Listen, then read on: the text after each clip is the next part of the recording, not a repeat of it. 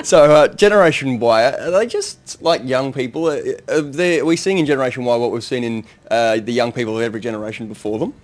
I actually don't think so. I think every generation has what we call defining events in social research, which are historical, political, economic, and social, which actually affect the way they think about things. And if I can use a quick example, if you think about baby boomers, a defining event for them was the introduction of the pill, because it meant that women had control over how many kids they'd have and when they'd have them, which meant women came into the workplace in large numbers. And then for Generation X, a defining event were a lot of environmental disasters, like the Chernobyl nuclear fallout, the Exxon oil spill. And so Generation X are a generation who are very committed to climate change. So you look, for example, at somebody like our Minister for Climate Change, Penny Wong. She's a classic Gen X, passionate about the environment.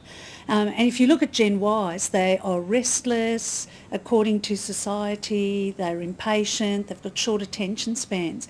And I think a lot of that's been driven by the fact that change is constant, technology is constantly changing, and they really do have this philosophy of live for today, because you might not be here tomorrow. And if you think about them as a generation, they are the first generation who don't know when they get up in the morning and get on a bus or a plane or a train and go to uni or go to school, that a schoolmate's not actually going to come in and kill them or their teachers, and it's happening in Australia now, or that you can get on a bus or a plane and be a victim of terrorism. Yeah, right. So I think each generation of young people have different events that shape their values. So, when I'm asked, will they morph into like Gen Xers and Boomers, the answer's no, I don't think so. All right. So, obviously, most of your work is based around this. So you give Yeah. keynote speeches, Yeah. helping managers deal with Generation Y. Why are they so difficult to manage, and what sort of techniques have to be used? Difficult to manage because one of the things that I love about them, which I think managers struggle with, is with Gen Ys, what you see is what you get. They don't have two personas. How they are in their home and personal life is exactly how they are in their work life. And one of their mottos is, I have a life. They don't go, I have a work home life. And I think older generations do have two personas. We have the work face and we have the social face.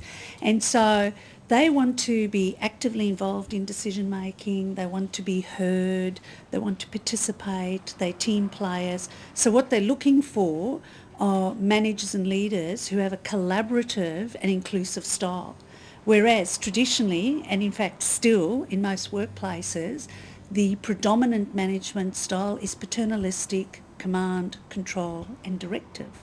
So managers want to tell young people what to do and often have an attitude of do as I say, don't question me. And of course Generation Y, who I call Generation Y, WHY question mark, because it's their favourite word, Yeah. are constantly saying, why do you do it that way? Why does it have to be in this time frame? And managers see that as challenging their authority, when the reality is they're just going, I just want to understand, does this make a difference? How does it fit in? Is it actually valuable? Now that I know that, how much do I have to pay you for that information? So, is it a lot? I heard it was a lot.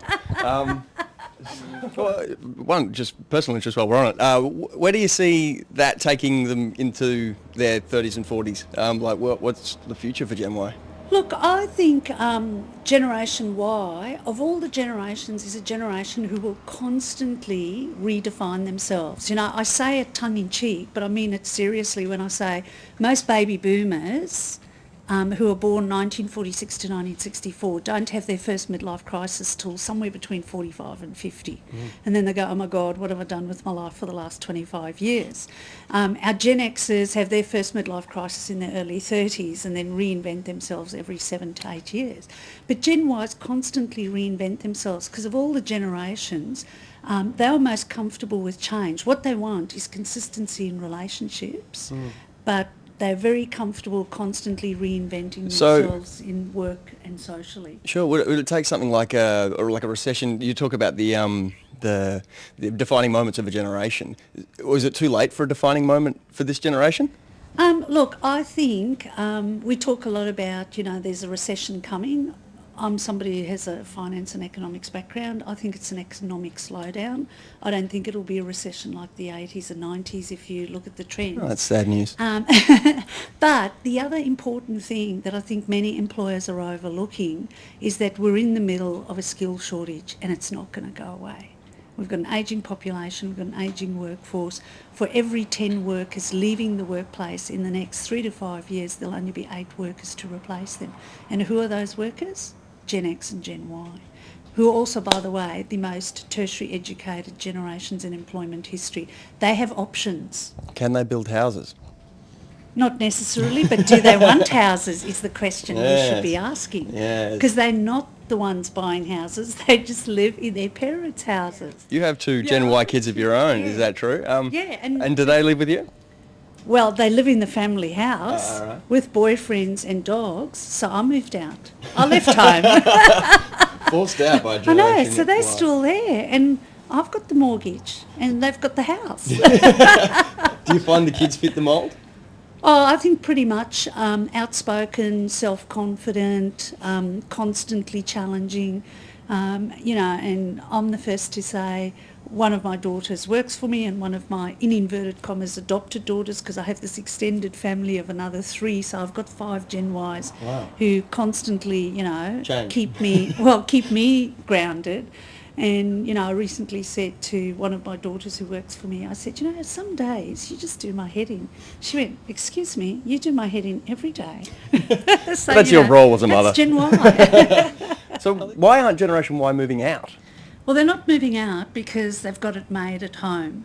And they will say to you, why would I move out of a really nice house into a crummy apartment in a crummy suburb? Mum still cooks. There's a cleaner, there's a gardener on average, there's a pool, there's a great garden, and my cool hip happening baby boomer parents like having me around, so why are they going to go anywhere? And it's interesting too that if you just look at differences in attitudes to housing, baby boomers actually want, the nice house in the nice suburb because that's a mark of their success, career-wise. Whereas you're seeing the Generation Xers, who are the next generation from boomers, are actually gravitating towards living closer to the city in what I would call community-based suburbs like, Annandale, Leichhardt, Balmain. But Gen Ys will stay home for a long time. And by the way, they can't afford to buy because housing prices have gone up so much, interest rates have gone up, and even if interest rates come down over the next 12 months, it's predicted they're only going to come down maybe 1%. Yeah. So they still, in order to live in the lifestyle to which they've become accustomed, they can't afford to live where they've grown up. Sure. So they're staying home. But how long can this actually go on for? Until their baby boomer parents either move out, like I did, or their baby boomer parents, like I'm trying to do, gives them around the world tickets, so they go away, and while they're away, you sell the house and move into something smaller. But having said that, a friend of mine did that, went from a 4-bedroom house to a 2-bedroom house, and her 2 sons still moved in, one into the lounge room and one into the spare room. I just bought bunk beds. So, I'm actually not sure that I have the answer. When I find out, I'll let you know.